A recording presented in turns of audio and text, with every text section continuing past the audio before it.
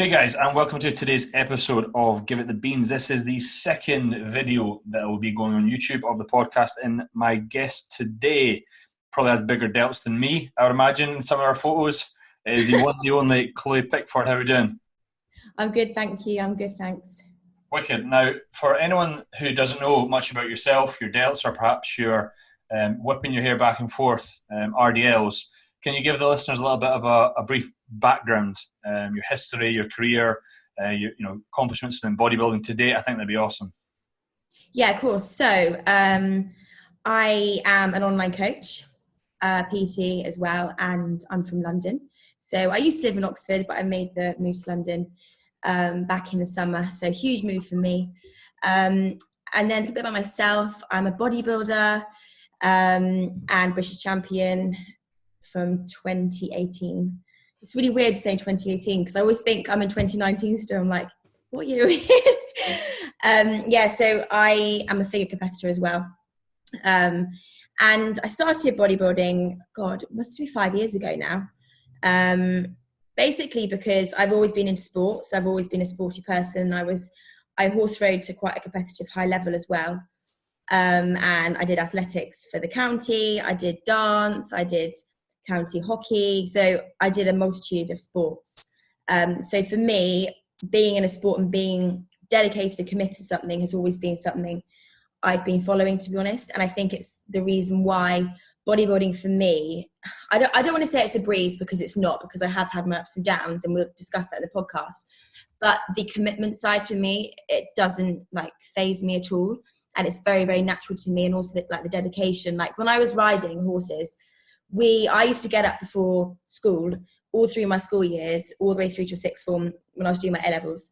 And I would get up at before school at 6 a.m. to muck out my horse, to ride my horse. And I then had to be at school by 8:30 and then do a whole day of lessons and then go back and maybe ride another horse. So I was honestly committed. My weekends were spent competing. And I don't know a life without sports or some commitment, to be honest. So that's like a brief introduction of me, but we can go into more in the podcast. I think you're a very humble lady. You mentioned British champion. A lot of people go, oh, what's that? And a lot of people might not know what category that you compete in, because some people listen to podcasts are perhaps beginners, intermediate. So could you give someone an idea of British champion and what fed and what category for us? Yes. So when I started competing, I was with the UKBFF and I just wanted to start a bikini. So I went to see Helen Panther, one of the judges, main people in UKBFF. I stepped into the posing room. I was so new to the sport. I had no fucking idea what I was doing. And she looked at me and she went, what category are you doing? And I said, bikini. She went, And she literally looked at my legs and just went, I'm sorry, Chloe, you are not doing bikini. And that's before the wellness category came in. So I think wellness came in a year or 2 years after that. Sure. And that would have been the category for me because I had a smaller upper body. I'm actually very narrow. So my clavicle is really short. So for me to get width is quite difficult. So when I first started, I was just like a little beanpole up top with some abs, some definition, but no real density or muscle. My legs were just have always been bigger than my body. So I competed with the UKBFF and I placed, I think I got third place in my first ever show. And that was in body fitness. So I went straight in at the deep end because that was the federation to be in, wasn't it, back in the day? Yeah, it was the biggest one. So I thought, you know what, I'm not going to do the other lower key federations. I went straight into the deep end and I did really well. Then I got top 10 at the British finals in my first year. And then second year, I then got a third again. And then I got top 6 at the British finals. And all the girls with me on stage are all now IFBB pros. Oh, wow. So, so it's my time to shine. Like I shared the stage with Rhea. Obviously, she's at the top end of bodybuilding. Yeah. There was Babs Body Fit. There was, loads of them. So it's amazing seeing how far we've actually all come. And then I did PCA on my third year. And PCA was a new federation to be in then 2 years ago. And it still is now. It's an amazing federation. And I did athletic figure. I went in with literally no expectations for, and honestly, I was just like, I'm here. I was backstage, I saw some big girls, and I thought, well, God, do I stand a chance? But stage and performing for me comes very naturally. Mm-hmm. So I got out on that stage and I was just like, everyone just look at me. That's what you have to do though. Do you know what? I actually, as fucked up as this sounds, when I go on that stage, I pretend, or in my head, I think I'm a stripper. Right, okay. I've never heard obviously that. Not like... No. Yeah, so it's not like, obviously not a stripper, but a performer. Because you have to showcase yourself and you have to be confident. And we can get onto that as well in the podcast. But let's face it, right? You don't see, I mean, and I say this in the nicest way possible. You don't see an ugly chick winning like a British title or a regional or something like that. They're usually good looking and they usually have a bit of sass. And anytime I go, you'll see a female not smile and maybe perhaps not be looking great, and they don't place. And like, for as much as that shouldn't be part of it, it totally is. So what you've just said, I 100% agree. Well, I take it as a compliment. You've basically said I'm a pretty girl, so thank you. But personally, I don't try and be a stripper. I try and be a graceful ballerina. That's what I say. A male graceful ballerina. I think for guys, it is more ballet actually, because actually a bodybuilder I know quite well, he actually said it's like doing a ballet dance on stage. You have to be so in tune with your body when you come to your routines. Anyway, so in 2018, did my qualifier for PCA, and I won. And then they're like, okay, well, we have the overalls later. Did I think I would win that? No, I didn't. Like, absolutely no way. Because there's like, I think it was me, Megan Sylvester, who is amazing, and then a couple of other good girls as well. I can't remember their names. But anyway, so I thought, well, I have no chance. And I bloody took the overall. And that just gave me such fire. I cried. Like, if you watch my YouTube videos and any posts I put, the emotion that I had on stage, I mean, I'm even like getting tingles now. It's just the most amazing feeling, knowing that you've just prepped for I think my prep was 24 weeks or something. Well, from the beginning all the way through to the Worlds. But knowing that you've even prepped for 16 weeks is just, it's a difficult thing, as you know yourself. Yeah. And then I went to the British, and then I thought, oh, I've done really well. Let's end this on a high. And I really won that as well. So I took the British title, and that was just literally a dream come true. And then I went on to the Worlds, but unfortunately, because I'd been dieting for so long, I think my physique looked tired. And I think I went for it because I was in condition, you might as well. But I think looking back at the pictures, I looked tired. And also on stage, I couldn't perform very well because my boyfriend was severely ill in intensive care in hospital. Sure. Well, pretty much intensive care. He had blood poisoning. So for me, like, he wasn't there. I was just not with it in my head. And the feedback was you just didn't shine like you did in your previous shows. And I just thought, do you know what? This is when you need to just not compete. Don't chase shows. You need to just be aware of how you look. But I did it because I knew I was going to have a year off. But yeah, so it was good. It was a really good year. Yeah, and I think that sometimes, like, when you're that close and someone mentions the Worlds, like, if you'll do whatever you can to compete on that stage. You just want a British overall title. Exactly. Like, of course you're going to do it. You'll eat fucking grass. If Cal was to say go eat grass, right? But I think we see, like, that's 3 years in a row you competed, right? And this sort of leads us to today's. So I had 2 different coaches. I wasn't with Cal back then. Okay, cool. But I think what it will place emphasis on is that you've competed 3 years in a row, and often that's very, very common within males and females. But often the ones that come back, they get better and get better, often have time off and make improvements. So I guess my first question to you, and let's keep this to the female side of things, is why do you think it's so important to take time away from the stage? Well, so for me, obviously in prep you do lose tissue. So my legs, because they are big and they're I'm known for my legs basically. They did lose size, but because they were so big before, they didn't look too bad. But my upper body, Jesus, I lost a lot of size looking back. So I knew I was going to have to take time off, and it was only going to be last year. And then we got to then I changed from Josh to Callum. And everyone asked me why I did that, but it was just to get a new, fresh pair of eyes. Yeah. And it's just what happens in coaching. You know, it's just a very, very normal thing. So then I started with Cal in, I think, November, December. And then in the January, when I got back from skiing, I just lost my appetite. And it had literally, it was gone. And even in October, when I finished the Worlds, normally I come off stage and I'm just like, give me the food. Like, oh my God. And I've actually had very bad rebounds. Oh, yeah. I've not, like in my first show, I think I gained 10 kilos in a week. It was just, I looked absolutely fucking awful. It was the worst thing, but I learned from that. Second year, it wasn't great, but I probably ate too much. And then I started binging, but we'll go into that in a bit. So I had a bit of a binging issue. And then I just came off stage in my third year and I was just like, I'm not even hungry. And that was just alarm bells in my head. And I just thought, okay. And then my appetite, you know, when you just get that, you know, the couple of weeks after, you just can't stop eating. I never had that. Right. And I was like, this is weird for me. And then my appetite just got worse and worse and worse. And of course, if you're not eating, you're then just looking a bit, well, you're looking smaller, you're not performing in the gym, your logbook isn't showing any progression. And then I moved to London, which then was more stress. So stress and that combined, even less appetite. Yeah. And then I lost about 4 kilos and I just said to Cal, this is just ridiculous now. I'm such a foodie. I love food. I want to get big. I want to, you know, I want my pro card. And that's not going to happen if I can't grow and I can't eat.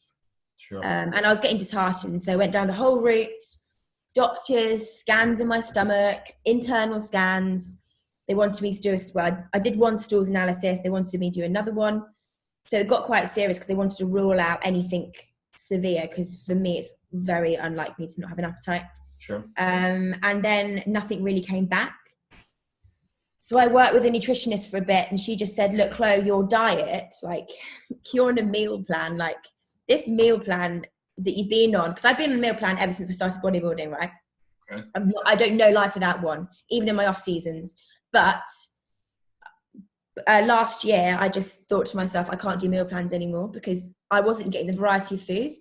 And honestly, I think when I took the stress, because I then took time away from training, because I'd been competing for 3 years and my mind had not switched off. It had been constant. You know, you compete and then you only have about 4 or 5 months off if you're doing other shows the year after. So it's not really an off season, is it? No. It's just sort of like get your hormones back, straight back into prep. So you kind of don't switch off. And I think that just got too much for me mentally. And my body was just like, you are not fucking doing this again. And so then I decided to take this year off as well. My appetite is back. So I took the stress off. I didn't train really in November, December, really. Not like I am now. Yeah. Just took the stress off, stopped counting any calories, didn't have a clue what I was having macro-wise, calorie-wise. And then honestly, after Christmas, boom, 2020 came along and I was back to Chloe again. Yeah. And I mean, I think that just shows you how long it can often take for, like, how much you need to reduce stress for the body to get back to where it needs to be. And you, I mean, you can go down the rabbit hole of scans, get blood work done, this and the next thing, but sometimes you just need to say to someone, listen, you just got to have some time off, right? Yeah. You just got to, as you said, like, take the focus away. And one thing I liked, I remember, I think you first reached out to me, this was when the podcast was quite new. I was looking at one of your stories and it was like a pizza and chips, and you were like, I never would have done this, you know, say a few years ago. And I'm like, it's good to see you coming out, and there'll be other females, I'm sure, like, being the same, coming out of that hole and being able to, you know, eat quote unquote not normal, as we would say, and not freak out about it. Because well, look, I'm here with my hobnobs and a cup of tea. Yeah, there we go. And I could not give a shit. And the thing is, I won't eat this whole packet, okay? I don't feel the need to have this whole packet. I'll have 2 or 3. Will I feel guilty about that? No, I won't. Why? Because it's not going to be... sugar-free water. I've got. I still have that, you know. But my relationship with food is the best it's ever been. I've never known life to be like this with food.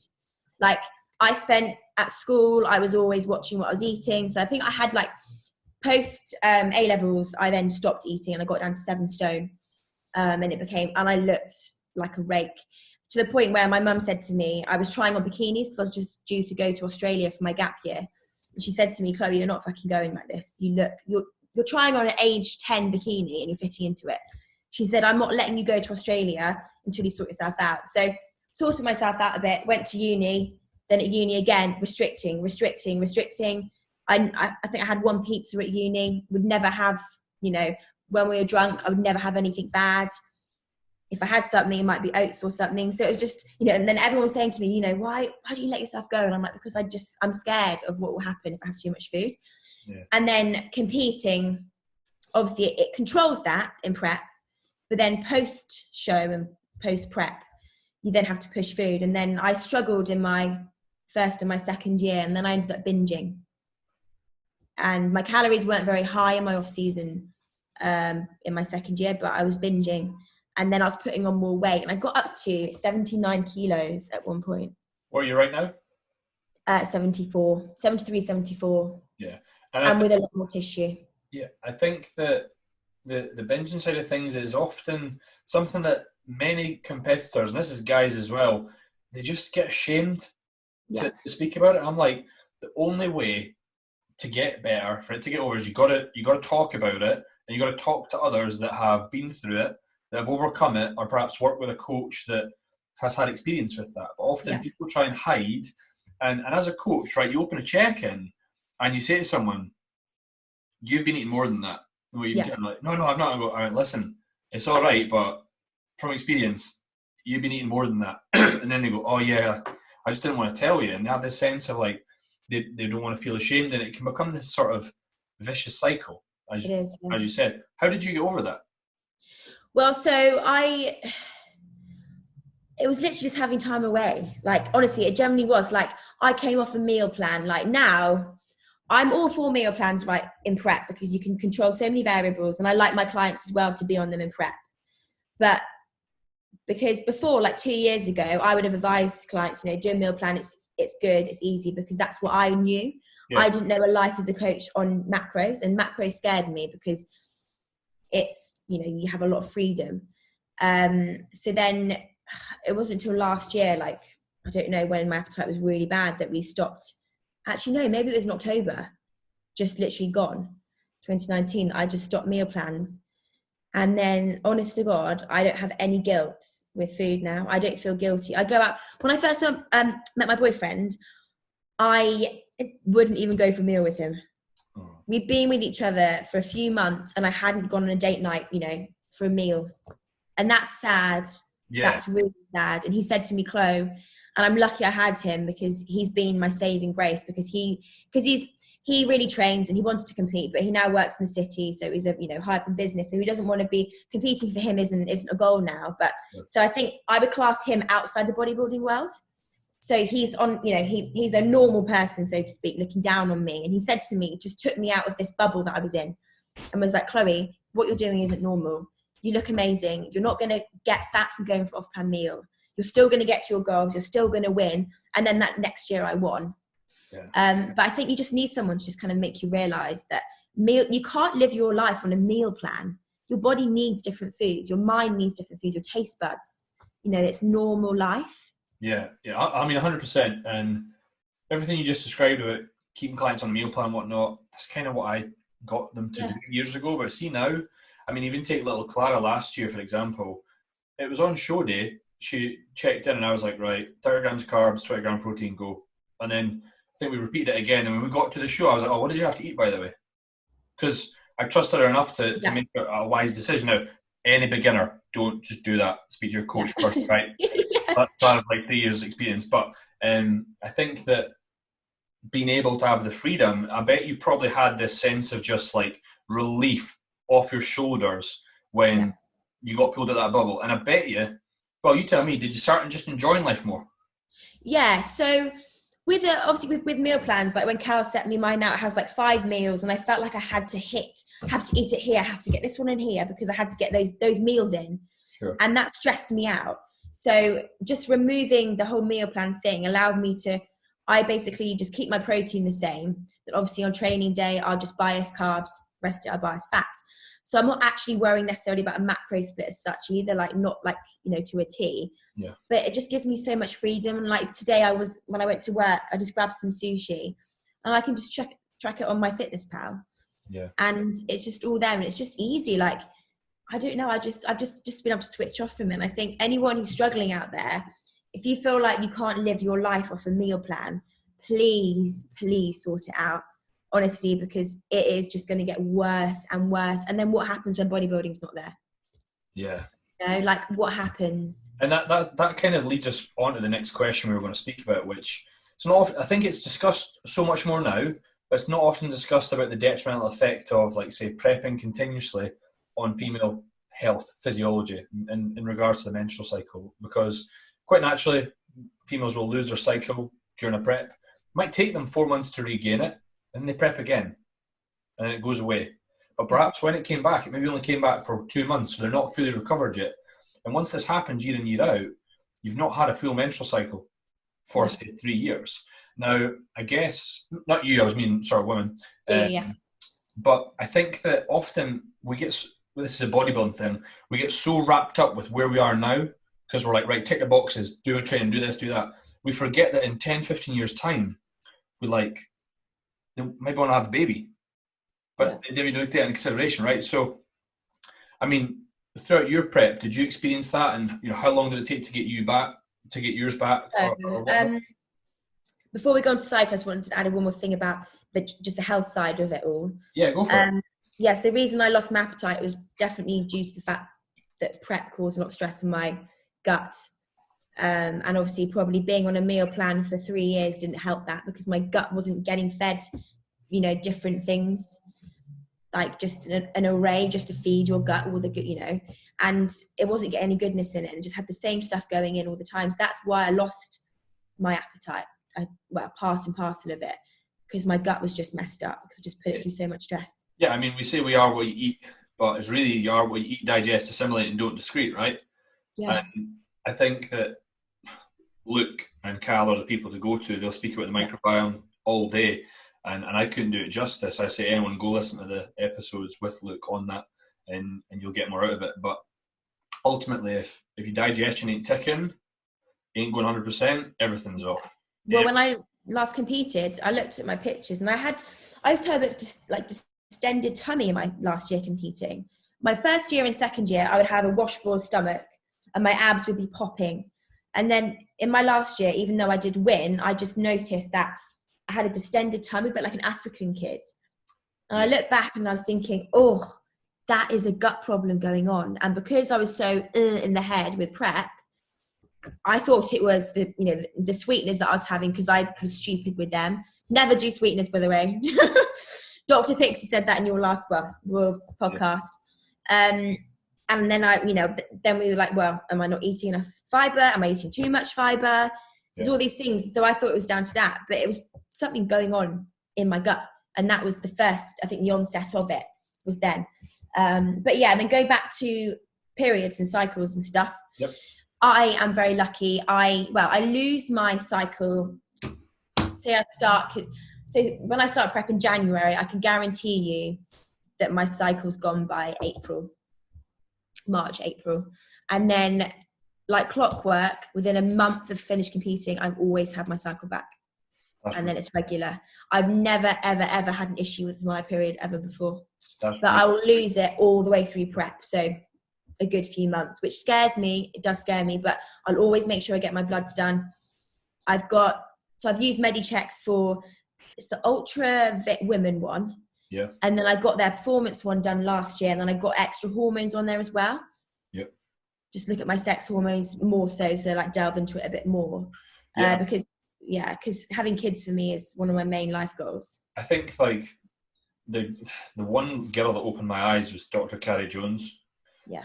I got a client to do a Dutch test, and I've done physiology at uni. I know a little bit about it, but I got the results of it, and it just looked like hieroglyphics, because you'll be the same, right? Like when you're working and you're busy doing check-ins and whatnot, you don't need to remember the physiology that you learned before. You just kind of crack on. So she actually analysed it for free, because I had her on a podcast, right? I said, and she did it.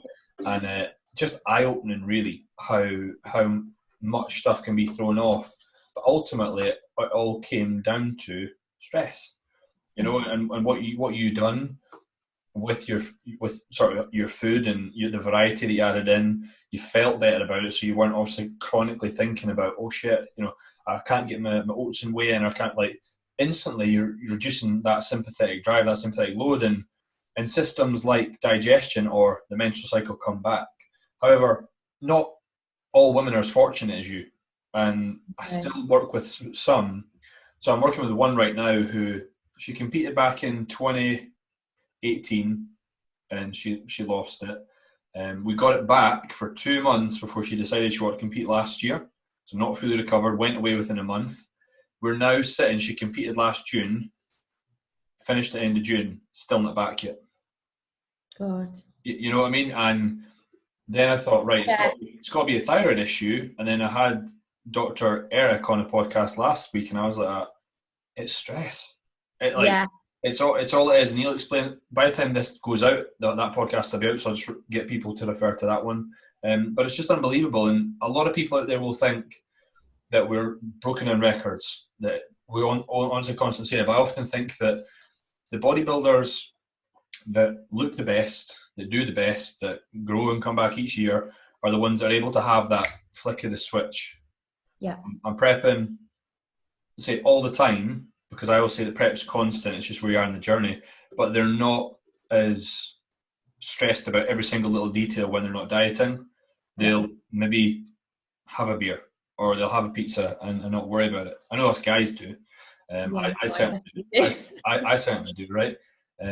But it's just amazing to see and how much it's just not really considered in the industry. And kind of takes me on to the next point, where just how often we see females in the industry just treated like little male bodybuilders, when they're really not. And I think that often comes down to their coach or the choice of coach.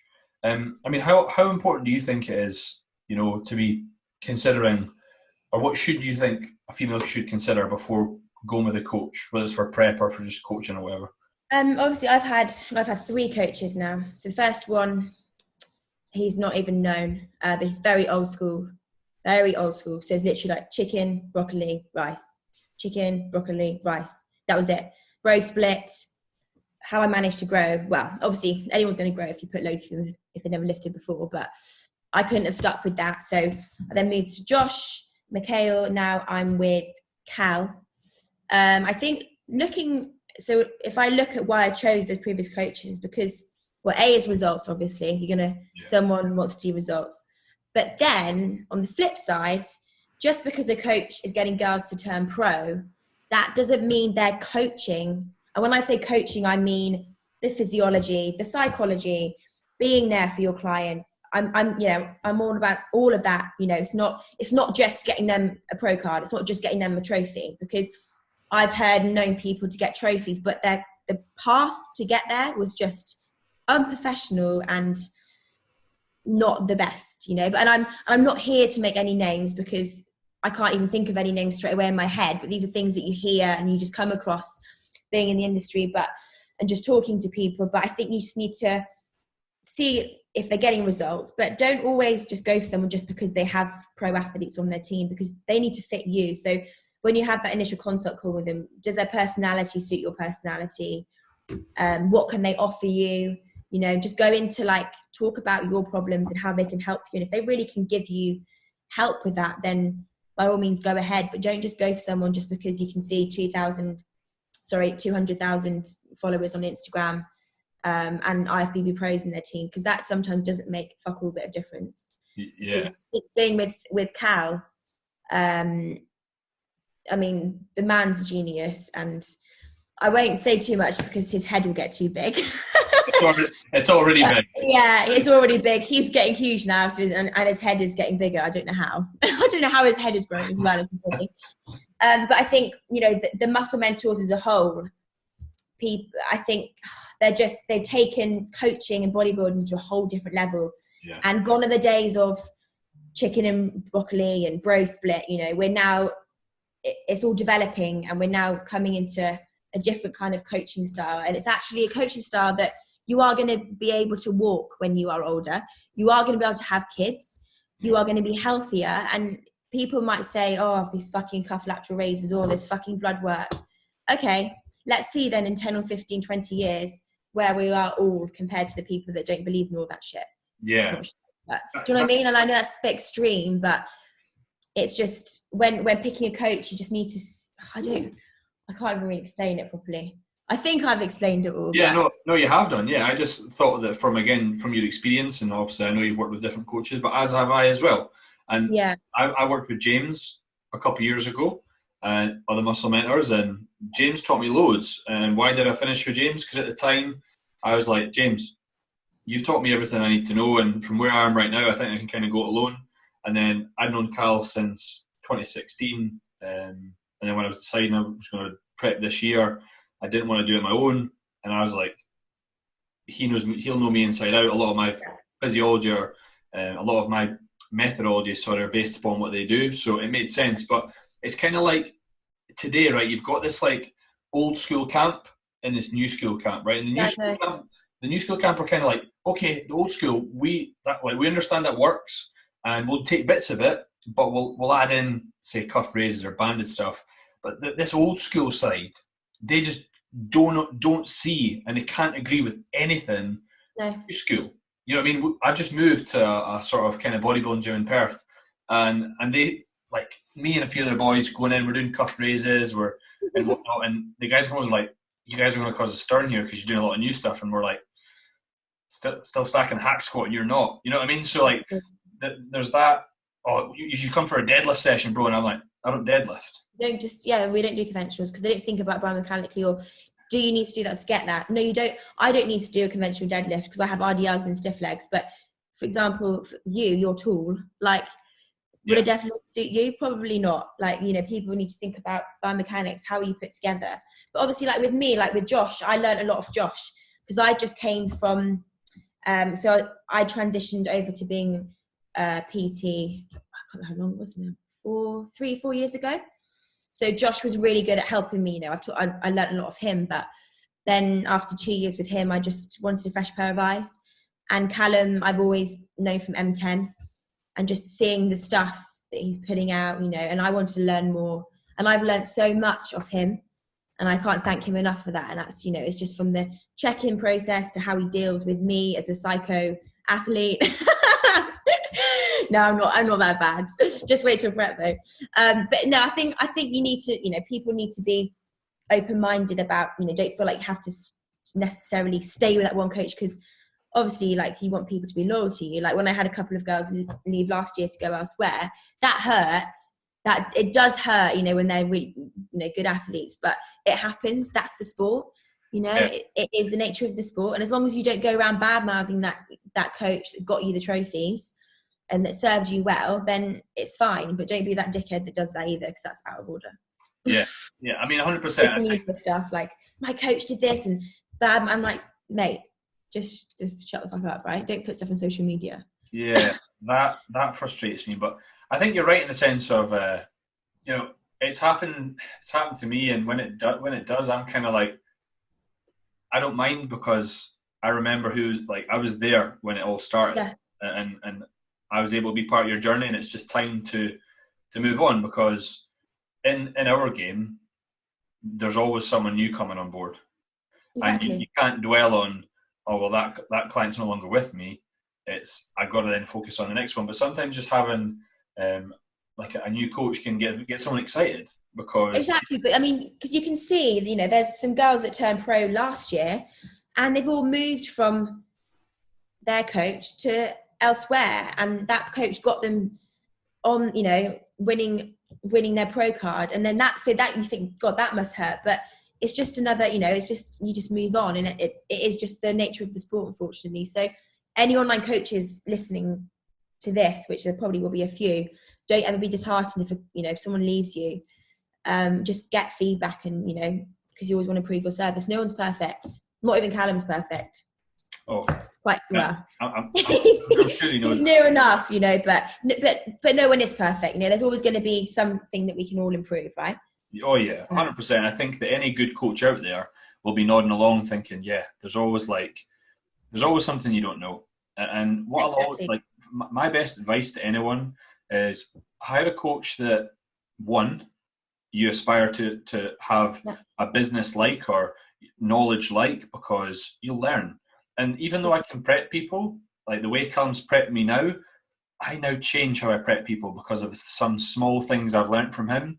And I always think that there's way more value in that. Like whatever you invest, you'll get back tenfold because of what you like. You're able to better your own service. So Exactly. And I think anyone that's wanting to compete, getting a coach, a good, decent one, is a really good investment. And also, you don't have to go for the likes of Callum or anyone, but even, yourself and I, we're coached by him. So that's, people will think, oh God, because some people have said to me, you're coached by Cal, so I would love to be coached by you because you can pass down the knowledge. So it's like, it's kind of, if choosing a coach as well, if they're coached by good people, that's a kind of a good indication that they will probably Oh yeah, also absolutely. be really, really good. Now, there's probably a lot of female competitors out there listening that look up to you massively. They're inspired by you. They're like, "Fuck, have you seen our quads? Have you seen our delts or whatnot?" And they maybe want a similar looking physique one day. And what I think would be good is if that girl's listening, what advice would you give her? So, first of all, I wasn't born like this. Okay, I don't care what anyone says. It's all genetics, Chloe. Okay, potentially my legs are bigger because of horse riding, because of my sport. But then if you look at pictures of me 8-10 years ago, I was tiny. I wasn't very big at all. So to get a decent physique and to get, if you want, because I get comments all the time, how do you grow your legs? And I'm like, there's no magic workout or certain rep range or I don't know, that's going to definitely get you these legs. It's a multitude of things. You can't expect to grow if you're not eating. You can't expect to grow if you're not progressively overloading. You can't expect to grow if you're not committed.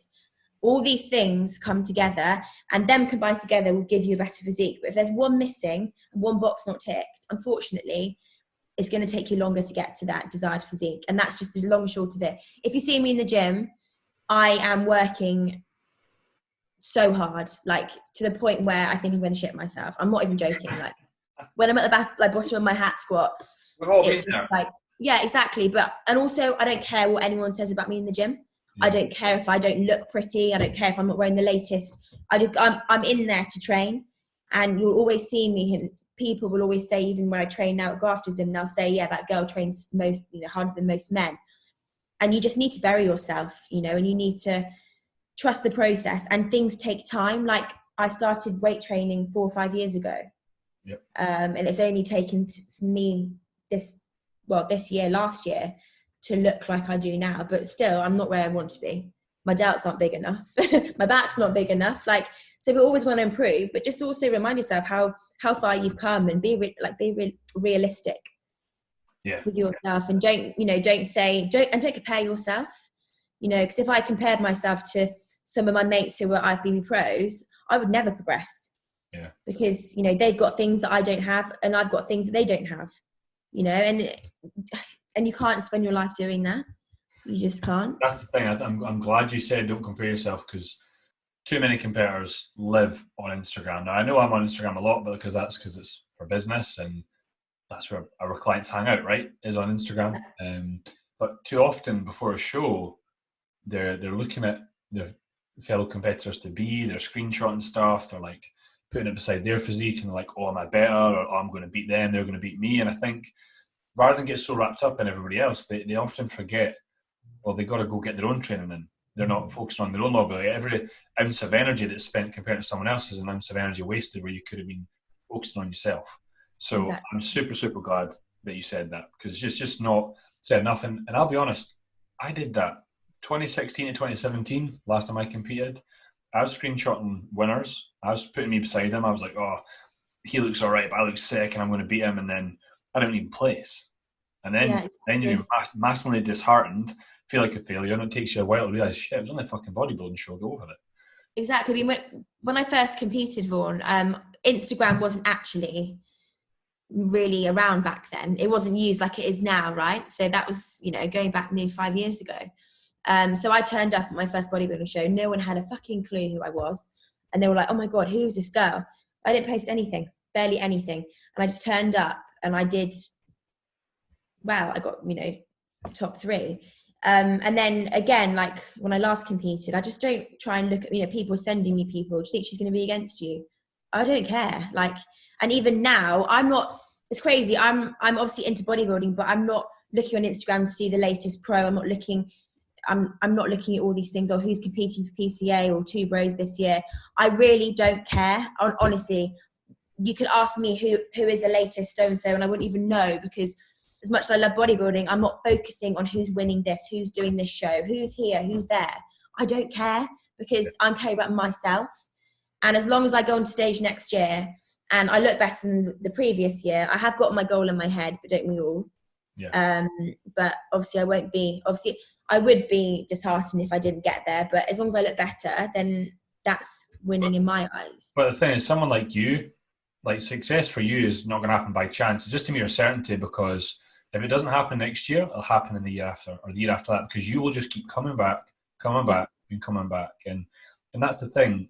You love the journey, you love the process, and it's why I think we get along, because I'm all about that. Like for me, I honestly couldn't care about the lights, the stage, the trophies, whatever. For me, it's about progressing, like putting a weight on the bar that you've never done before and smashing it, right? And then just you do that time and time again. You look at your body and you just go, "Holy shit, that's me!" Like, and it's probably the first time in 4 years I've dieted down and not felt small.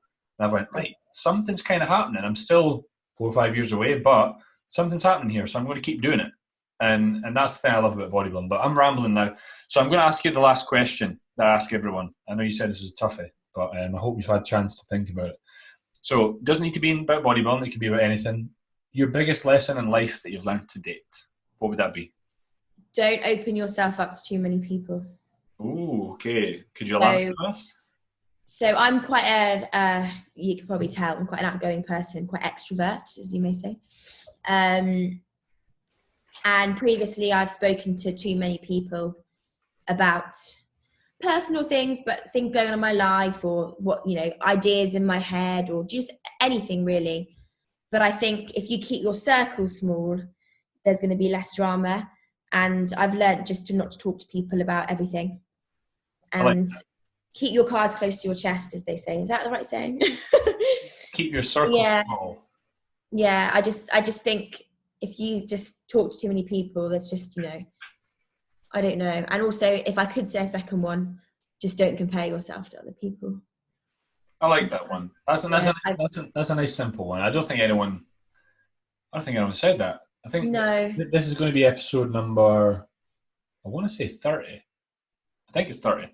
And I don't think anyone's actually said that on a podcast, so we'll take that all day, every day. Now, I think that for anyone listening out there, competitor or non-competitor, will have a good indication of your experiences, you know, your advice on things. And what I would want you to do is just give the listeners out there an idea of, if they want to get in touch with you and, you know, they want to follow you, they maybe want your signature or something like that, how can they get in contact with you? So best way is Instagram, because it has my email on there as well. And that's CPT_fitness. So that's the best place to contact me on. And I'm quite an open book, so I'll answer most questions, and I'm quite good at responding as well. So if you guys ever need to talk about anything, you know, don't feel as well like, I am a very secretive person in terms of people come up to me and they ask me questions. I won't say a thing to, you know, anyone. So if there's anything that you're struggling with, whether that's binging, cycles, any like periods or anything like that, just don't feel that you can't talk to me, because I'm always there. So yeah. Awesome. Now, I'm sure from everyone listening, especially from me, we wish you the best for next year. I look forward to watching you get shredded. Yeah, I can't wait. It'll be a sight based on your pictures from your last comp, and what the wizard Callum can do, along with your work ethic. It'll be hard to beat, I'm sure, and it'll be pretty awesome to see. But I guess anyone listening, from me and from Chloe, whatever you do, whatever you are, give it the beans. That is us finished recording. That was good. I like that. Apologies about my